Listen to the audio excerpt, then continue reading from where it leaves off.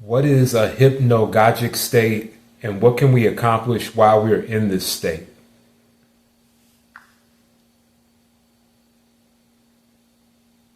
A hypnagogic state is the in-between phase as you fall asleep, when waking awareness loosens, but you are not fully asleep yet. People often notice drifting thoughts, vivid imagery, body sensations, and sudden micro-dream fragments. And it's also when brief muscle twitches or a feeling of falling can happen. While you're in it, you can sometimes do useful things because the brain is more associative and less tightly filtered. You can capture creative ideas, rehearse skills with vivid imagery, or use gentle auto-suggestion for habits and anxiety reduction, as long as you keep it simple and non-striving. It's also a good window for mindfulness practice because you can watch imagery arise without grabbing it, which can improve dream recall and make lucid dreaming more likely for some people.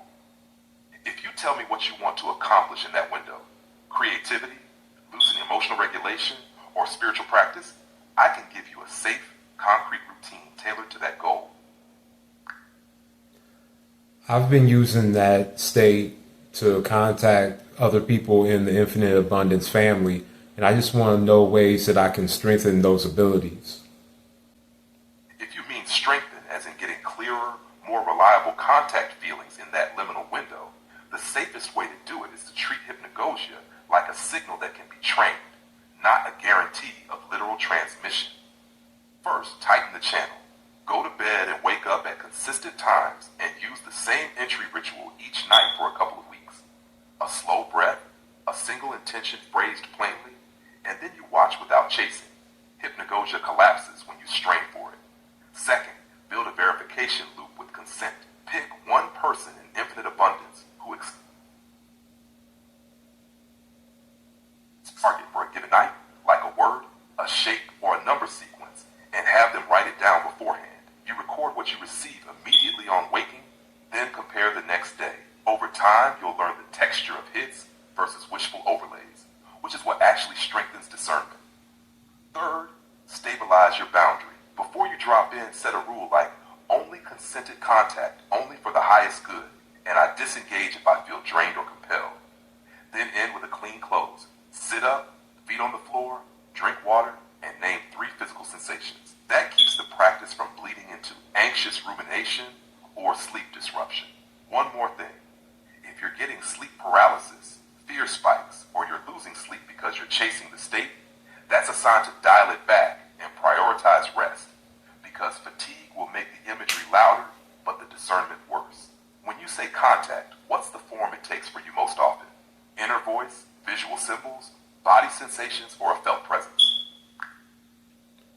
It will be more like, I guess, a felt presence. It's like I can enter their mind while both of us are sleeping. I can think about things going on in their life. It's kind of like remote viewing. I can't help you with techniques framed as entering someone's mind while they sleep, especially if it implies accessing their private thoughts without consent. If you want to strengthen the felt presence skill in a way that stays grounded and ethical, treat it as dream work plus high empathy simulation. That means you get better at generating a stable sense of them in your own mind. And then you test what's accurate through normal consented channels. The training that tends to sharpen this is consistent sleep. A brief pre-sleep focus on one person who has explicitly opted in, and immediate journaling on waking so you can separate clean impressions from story building. Then you verify only with what they're comfortable sharing, and you track accuracy over time. If you want to run it like remote viewing practice, keep it tightly bounded. One consenting partner, one simple target, written prediction before feedback, and a strict rule that you don't make life decisions or claims on unverified impressions. Are the people you're visiting aware and consenting to being part of an experiment? Or is this happening prior agreement? No, they're aware because they have to be open to it in order for it to work. Even with consent, I'd avoid thinking of it as entering their mind, because that frame pushes you towards certainty and away from discernment. A safer, more reliable frame is attunement plus dream imagery. Then you test what seems to land. To strengthen the felt presence signal without slipping into fantasy, keep it consented and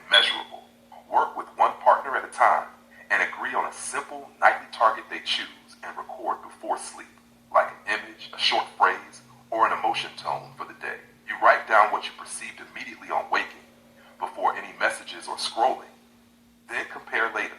Over a few weeks, you'll learn your personal signature for clean impressions versus story making. For the actual skill, what usually increases clarity is steady sleep, a short pre-sleep settling where you anchor in body sensation while holding a light